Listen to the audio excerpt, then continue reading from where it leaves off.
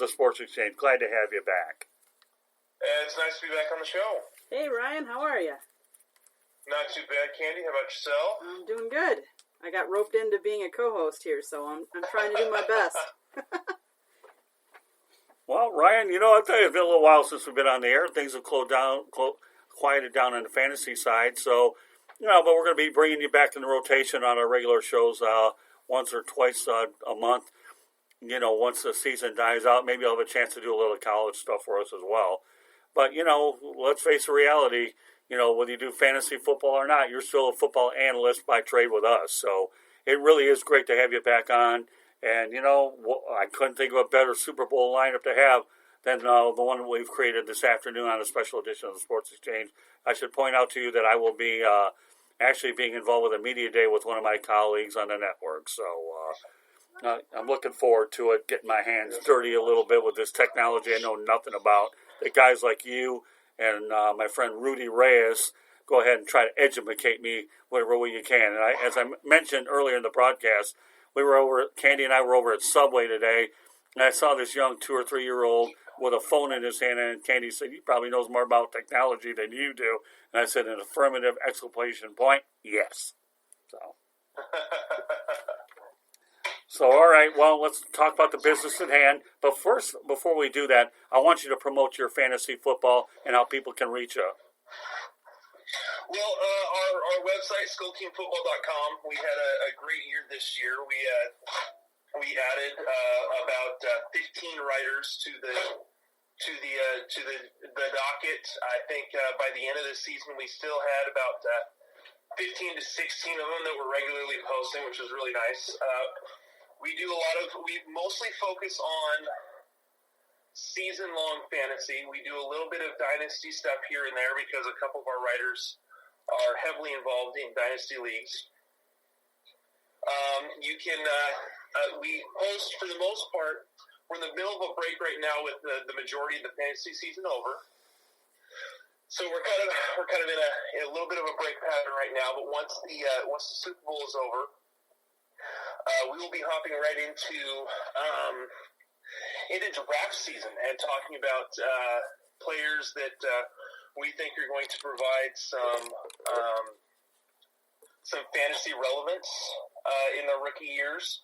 Last year we covered, I want to say it was about 60 to 70 draft eligible players that were just quarterbacks, running backs, wide receivers, and tight ends. So we did draft profiles on a lot of the top players in those positions. Some of the ones that we covered this last year, A.J. Brown, who had a fantastic season with the Titans, DK Metcalf, Josh Jacobs. These are guys Kyler Murray. These are all guys that we covered that that we kind of give our thoughts and what we were expecting of them. So we will be doing that again after the Super Bowl, getting ready for the draft season again. So you can find our website, SkullKingFootball.com. You can find it there. You can also contact us on Twitter. Follow us at SkullKingFB. Follow us on Instagram, SkullKingFootball, and then you can. We've got a couple of different places on Facebook where you can follow us. We have our Skull King Fantasy Football page, and then we've got Skull King Fantasy Football Talk. So on our page, basically it's just us posting articles. People can comment them and such. In our group, which we're trying to get going and growing. People actually can post their questions for anyone in the group to answer. So we do have some of our staff that helps moderate that and helps provide some answers as well. But it also allows people from outside of the actual Skull King staff to be able to provide some answers and get good discussion going as well. So. Very good. All right. Well, glad you got that out there early, because now let's get to work, okay? All Not right. that we weren't getting to work anyways. I'll make sure we got that done first so I didn't forget it later. Okay. Talk about the Super Bowl. You said there's no debilitating injuries for either team entering the Super Bowl. Elaborate, please. Yeah, so there's, I mean, if you look at the injury report, there's a couple things. The biggest injury right now that we're looking at is Tevin Coleman, which I believe it was a separated shoulder, or I believe is what he suffered in the NFC Championship game. And as of right now, they're not the 49ers have not had him practice. He's been did not practice. On their quote unquote practice reports, even though they're not technically practicing, most of them, until they're getting ready for next week. So he's been listed as he has not practiced. He's still going through rehab. The team is hopeful that he will be able to play. But really, in terms of that offense, Raheem Mostert's been the motor that keeps that running game going. He showed flashes last year of really being able to put up explosive plays until he had that gruesome arm injury, the broken arm. And then this year, started off as like the third running back on the team, and really proved himself over the season to be the guy. So really, I think in terms of the running game, it's going to have to go through Raheem Mostert anyways. And I think that Tevin Coleman really, in essence, over the last couple weeks and the end of the season, became the change of pace back, just like he was in Atlanta. And I think it serves him better to be that anyways. So that is a role that Matt Breida can fill, and that Jeff Wilson also can fill a little bit. So if they are without Tevin Coleman, I don't see it as a huge loss to this San Francisco offense. I still think that they can be very potent against the Chiefs. So other than that, there's some defensive injuries that have limited practices for guys. Quan Alexander for the defense on San Francisco is still dealing with a pec injury that they're just kind of monitoring as far as I can see for the most part. And on the Kansas City side, most of the major guys that are going to be involved, especially on offense, have had limited practices. McCole Hardman's at full practice. Kelsey, the tight end, is at limited practice, but again, that's just kind of managing his reps as they prep for the Super Bowl. So. Okay, let's go ahead and talk about some other things. You talk about Tevin Coleman being hopeful, but you feel that he'll be ready. Is that correct? So I think if there's one advantage that you have with a 2-week layoff versus one, is that he becomes questionable. And I'll tell you what I think of questionable when it comes to an injury report. I ignore it. Everybody's questionable. I'm questionable every time I get out of bed,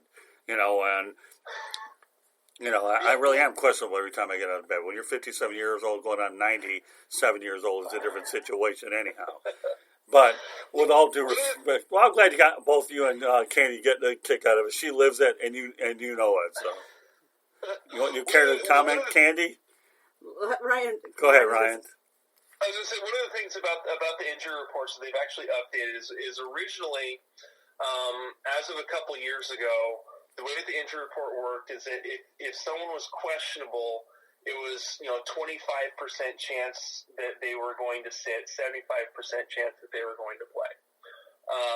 And so you'd have teams like the Patriots that Tom Brady was questionable 15 out of 17 weeks. Now, and then I want to say there's questionable, doubtful was 50-50.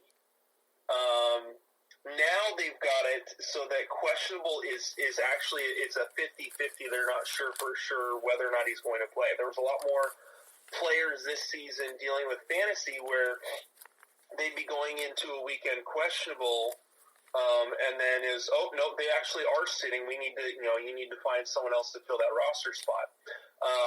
And so this year, the last couple of years, they've moved questionable to 50-50. So with questionable, it's a lot more likely that they're not going to play than it has been in the past. And doubtful, I believe, is a 75% chance that they're not going to play. So as of right now, he is still questionable. They're hopeful that he's going to play. But again, like I said, with the way the offense has been running with the run game, and especially against Kansas City Chiefs, who have been very susceptible to giving up plays in the run game. I think that Raheem Mostert will be fine, and they'll be doing just fine with Mostert, Breida, and Wilson if Coleman can't go. Okay, now you had a chart, for the offense and defense. Why don't you go ahead and elaborate on it? So this is actually the chart from the league rankings for yardage from NFL.com, and just really what it is it's kind of to help with my notes to kind of make sure that I've got who's doing what, and one of the things that I had mentioned is the run game for the 49ers. They were second only to the Baltimore Ravens this season, and the Chiefs. I mentioned, kind of they were a little susceptible against the run. They actually gave up the 7th most rushing yards on the season, and so they were very susceptible to the run. I remember, they had multiple games. I know that Derrick Henry kind of ran through everyone. They were able to stop up Derrick Henry in the AFC Championship game. But he ran all over them. What was it, like week 9 or 10 or whatever it was when the Titans came back to beat them. So the Chiefs, I still think, are susceptible to giving up the run plays in the run game. And with how well the San Francisco 49ers offense runs through that run game, it's through the run and not through the pass. So I think that, again, Mostert should be a big factor in this Super Bowl. I agree. Looking at the offenses, both these offenses are very, very good. They just do it in different ways. The 49ers, 13th in passing yards, 2nd in rushing yards. So really, it shouldn't depend on Garoppolo. If the Chiefs can find a way to stop Mostert and kind of plug up the running game a little bit, I believe that is definitely the measure of success for the Chiefs, because their offense, even against tough defenses, is going to put up points. That's just what they do. The 49ers are very, very good, but we're talking about this is on a neutral site. It's not going to be in San Francisco. San Francisco did give up, 40-some-odd points to New Orleans in like week 16 or week 15 or week 16. So they are susceptible to giving up a lot of points. Even my team, the Seahawks, has managed to put up a big run of points against their defense. So it's not out of the question for the Chiefs. And again, Patrick Mahomes.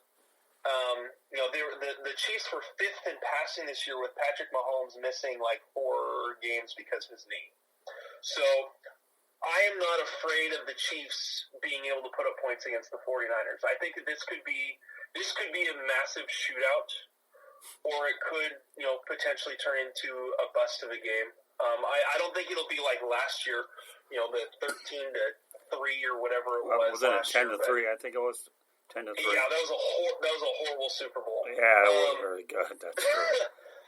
I think that this one, but I think this one could be exciting. I don't think it's going to be one-sided. The Chiefs defense has been able to come through enough, especially lately in the playoffs, and show to actually be able to provide a pass rush. That's what's going to be important. I think the most important thing in this game is which team's defensive front 7 is going to put the most pressure on the other quarterback. That's where this game is going to be won. If the Chiefs can manage to plug up the run a little bit and get to Jimmy Garoppolo, I think that's going to be a big factor for the Chiefs in this game.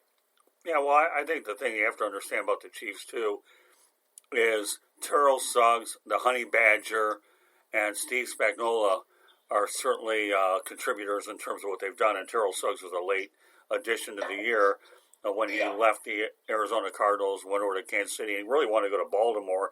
But how did that work out for Suggs? A chance to get a Super Bowl ring later in his career with a team that continued to struggle to get to the Super Bowl. So, you talk about the experience factor with Terrell Suggs. And the Honey Badgers, now on his third team, is that correct? I think he went from the Cardinals over to the Texans and then over to Missouri with the Chiefs.